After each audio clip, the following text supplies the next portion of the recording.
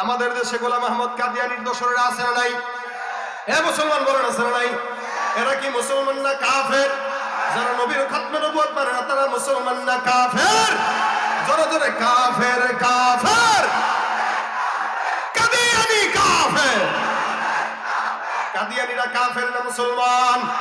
Israeli পণ্য যেভাবে boycott করলেন, প্রত্যেকটা মুসলমানের কাদিয়ানীদের পণ্য বয়কট করা ঈমানের দাবি, ঠিক কিনা? কি হবে শেষ নবীজির উম্মত বলে দাবি করে যদি ওই নবীর চেয়ার কাদিয়ানীরা দখল করে? কি হবে শেষ নবীজির উম্মত বলে দাবি করে যদি ওই নবীর চেয়ার কাদিয়ানীরা দখল করে? নবীজির জন্য যদি রক্তের বহে নদী, নবীজির জন্য যদি রক্তের বহে নদী, তবুও হটবো না এই দাবি থেকে। কি হবে বেঁচে থেকে অযথা বিদ্যা শিখে যদি না গড়তে পারি শোষণবিহীন সমাজটাকে, ঠিক কিনা?